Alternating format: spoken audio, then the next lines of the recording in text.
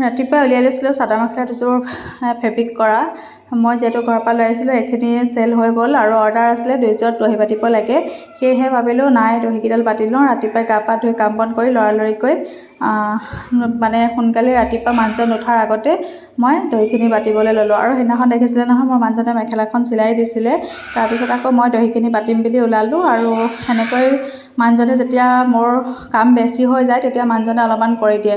তাৰপিছতে এইখিনি দহি বাতিম বুলি উলিয়ালোঁ আৰু দহি বাতি আছোঁ। তাৰপিছতে ভাবিলোঁ আপোনালোককো অকণমান দেখাই দিওঁ দহি কেনেকৈ বাতে আৰু গোটেইখিনি কাম এনেকৈ কৰি পিনে তাৰপিছত ভাবিলোঁ নাই ৰাতিপুৱাই সোনকালে কামখিনি কৰি লওঁ আৰু কৌশিক নুঠাৰ আগতে দহিখিনি বাতি ল'লোঁ। এনেকৈ কামখিনি কৰি ল'লোঁ আৰু কেনেকৈ দহি বাতিছোঁ আপোনালোকক বোলো দেখাই যাওঁ। আৰু সকলো কাম যেতিয়া আপোনালোকক দেখাই কৰোঁ কিছুমান যিখিনি লাগতিয়াল কাম সেইখিনি সেনেকৈ। আৰু সঁচাকৈ আজি মই বহুত দেখিবলৈ বেয়া হৈ আছিলোঁ আৰু তেনেকৈ ভিডিঅ'টো কৰা হ'ল। কেতিয়াও মানে সেনেকৈ ইমান লেতেৰাকৈ নাথাকোঁ। আজি গাটো ধুলোঁ কিন্তু বৰ চাফ চিকুণ নহ'লেও মোৰ চোৰ নাই আছোঁ ৰাতিপুৱাই। তাৰপিছত ভাবিলোঁ এইকেইখনৰ কাম কৰি লওঁ তাৰপিছত ধূপ ধূনা জ্বলাম তেতিয়া চাদৰ মেখেলাযোৰ পিন্ধিম।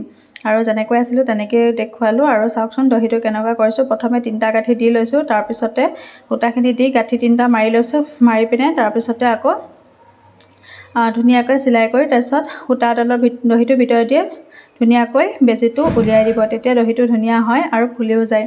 আৰু এনেকৈ মই দহিখিনি বাতি শেষ কৰিব বিচাৰিছোঁ।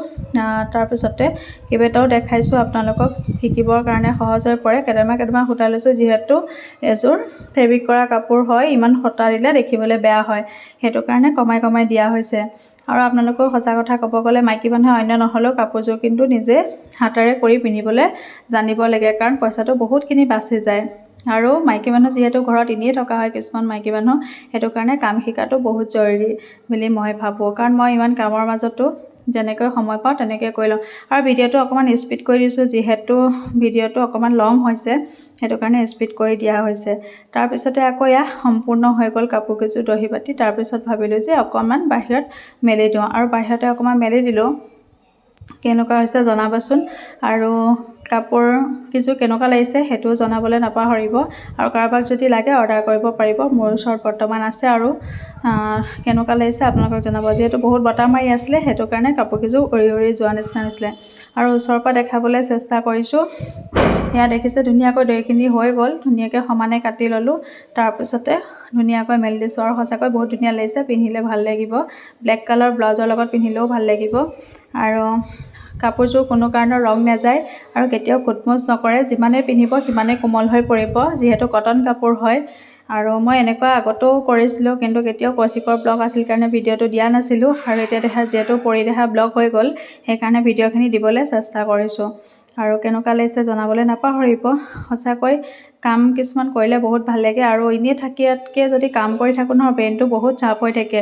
যিহেতু এনেও মানসিকভাৱে বহুত অশান্তিত থাকোঁ কৌশিকক লৈ, সেইকাৰণে ভাবোঁ যে কিবা এটা কৰি থাকিলে মনটো ভাল লাগিব বুলি সেনেকৈ কৰিবলৈ চেষ্টা কৰোঁ।